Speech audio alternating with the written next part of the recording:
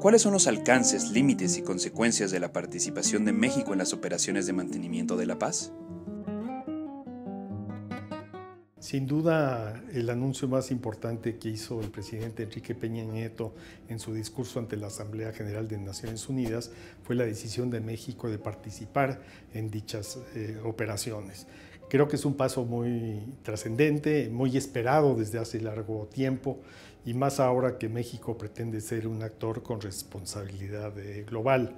Se ha discutido mucho cuál es la congruencia con los principios de política exterior. Yo creo que incluso algunos han mencionado el principio de no intervención. Yo no veo ninguna contradicción, al contrario, me parece que es muy congruente.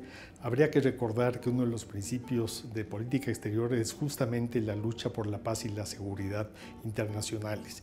Y al mismo tiempo hay que recordar que las operaciones de mantenimiento de la paz no se imponen sobre los estados. Se requiere el consentimiento del Estado que es objeto de alguna operación, y al mismo tiempo pues con un claro mandato que tiene que ser definido por el Consejo de Seguridad. Para obtener una resolución positiva del Consejo en esta materia, pues se requiere el concurso de los miembros permanentes, los 5 miembros permanentes, lo cual implica precisamente que hay un equilibrio político que da garantías en cuanto a estas operaciones. En el discurso y el boletín que sacó la Secretaría de Relaciones Exteriores se menciona de que México colaborará en tareas humanitarias y de que estas tareas serán graduales en cuanto a ubicación de temas, áreas en que se aportará una participación mexicana. Creo que es muy importante recordar que las operaciones de mantenimiento de la paz desde los años 90 tienen mandatos multidimensionales. No son solo mandatos en términos de separación de fuerzas, en materia de seguridad, sino que también, dada la complejidad de los conflictos internos que deben de atender en muchos casos, tienen también componentes vinculados al Estado de Derecho, a la protección de civiles, a la cuestión de género, a la protección de los niños en conflictos armados, entre otros temas. Y de ahí que sea muy importante se abra esta participación, no solo a cascos azules como tales, sino a ingenieros, médicos, abogados, especialistas en aspectos institucionales. En la actualidad existen 16 misiones de Naciones Unidas, operaciones de mantenimiento de la paz, más la misión en Afganistán, es decir, son 17, y habrá que ver de qué manera México podrá dar una aportación positiva, esperando las propuestas que se puedan examinar para decidir en qué operación de mantenimiento de la paz la contribución mexicana puede ser requerida. Es importante también recordar de que México desde 1996 ha contribuido en 18 operaciones de ayuda humanitaria, principalmente en América Latina, América del Norte también. Hay que recordar cuando el huracán Katrina, que hubo una participación de las Fuerzas Armadas de México, en América Central y en el Caribe. La última gran operación fue sin duda en Haití en 2010, con motivo del gran temblor que afectó a ese país que ha tenido circunstancias muy difíciles en su historia. Entonces hay una buena base, digamos, para que México pueda contribuir, pero sobre todo yo creo que el mensaje político más importante es de que México debe tener un papel más activo en la escena internacional, que implica participación más regular en el Consejo de Seguridad y al mismo tiempo en las operaciones de mantenimiento de la paz.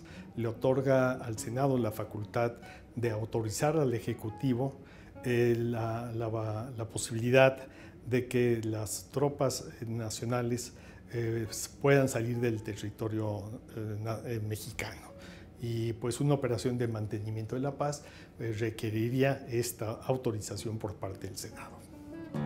¿Qué acciones necesita emprender el gobierno mexicano para volver a ocupar un lugar como miembro no permanente del Consejo de Seguridad? ¿Qué temas debería poner México en la agenda del Consejo?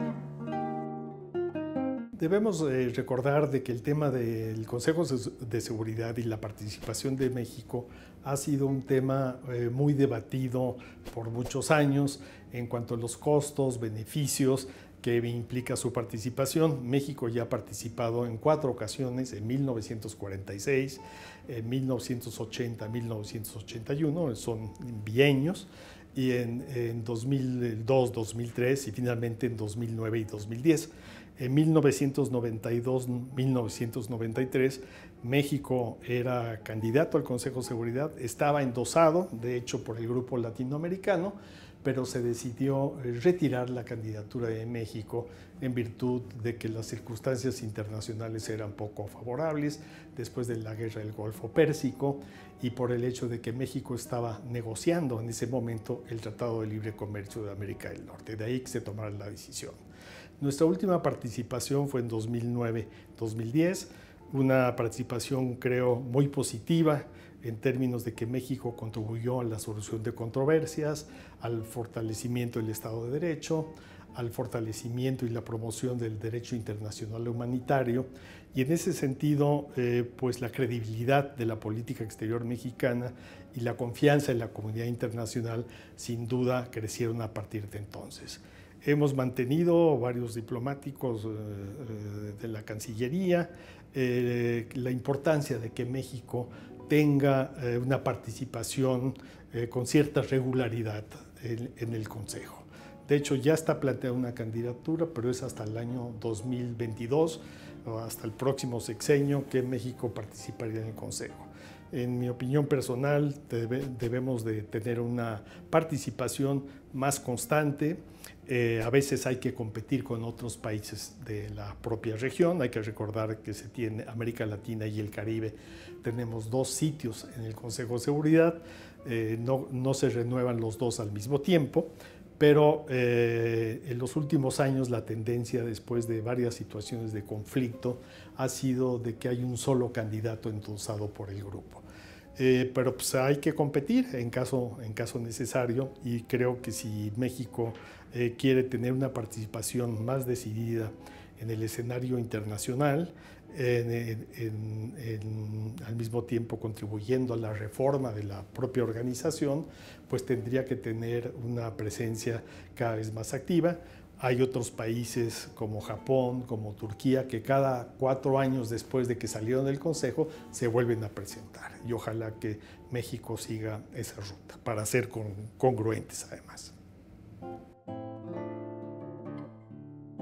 ¿Cuáles son las áreas de oportunidad que tiene México en la Organización de las Naciones Unidas para ser un miembro más activo? México yo creo que ha sido realmente muy activo desde la creación de las Naciones Unidas. México es un estado fundador de Naciones Unidas y ha tenido una participación muy destacada en todas las distintas áreas. Hay que recordar las contribuciones de México al derecho internacional, al derecho del mar, al tema del desarme, al cambio climático. En fin, no hay área de acción de Naciones Unidas en que la diplomacia mexicana no haya contribuido de alguna manera.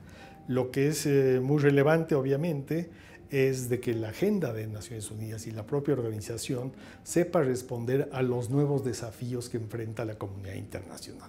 Y lo estamos viendo de manera muy dramática en temas como los de la salud, con epidemias tales como el ébola, y lo estamos viendo también en otros temas como por ejemplo el tema de migración, que si bien hay debates en la Asamblea General, el tema no forma parte de la agenda, ¿no? Es un tema que creo que es una asignatura pendiente y es un tema muy próximo a nosotros por todas las razones conocidas, en que México tendría que tener una política más activa. Y están los temas como cambio climático, en que pues se esperaría que nuevos regímenes jurídicos en los años por venir, sobre todo en 2015 en el caso del cambio climático, se llegue a un acuerdo internacional. Pero para México el Foro de Naciones Unidas ha sido el foro universal por excelencia en que la política exterior ha podido contribuir y al mismo tiempo ha permitido equilibrar nuestras relaciones internacionales con Estados Unidos y con otros países. ¿Cuál debería ser la posición de México frente al reconocimiento de Palestina en la ONU? ¿Por qué el gobierno mexicano no ha apoyado esta iniciativa? México ha tenido una posición muy clara en cuanto a las perspectivas de solución que deberían de prevalecer en el Medio Oriente y en concreto en el caso del conflicto entre Israel y Palestina, que es justamente la creación de un Estado palestino, la creación y la convivencia de dos estados que puedan convivir dentro de fronteras seguras y reconocidas. El tema sigue siendo un tema polémico porque pues, Palestina, para poder ser miembro de la organización, requiere el aval del Consejo de Seguridad. Es decir, un Estado, y la práctica mexicana ha sido reconocer a un Estado una vez que ha sido admitido a las Naciones Unidas. Es decir, tiene que haber un acuerdo en el Consejo de Seguridad recomendando a la Asamblea General la aceptación de un Estado, lo cual permite después para muchos estados establecer relaciones. México pues, ha sido muy cuidadoso, dada la sensibilidad de este tema. Hay que recordar, sin embargo, que existe una oficina de Palestina en México. México también cuenta con una oficina en Ramallah, es decir, hay una relación que existe como tal, ¿no? Y al mismo tiempo, pues lo que más ha buscado alentar México ha sido precisamente las perspectivas de una solución negociada que no ha sido posible por el momento. Cuando México fue miembro del Consejo de Seguridad en 2009-2010, tuvimos una de las primeras crisis que enfrentamos fue el conflicto en Gaza con motivo de la operación de plomo fundido, la invasión israelí de la Franja de Gaza.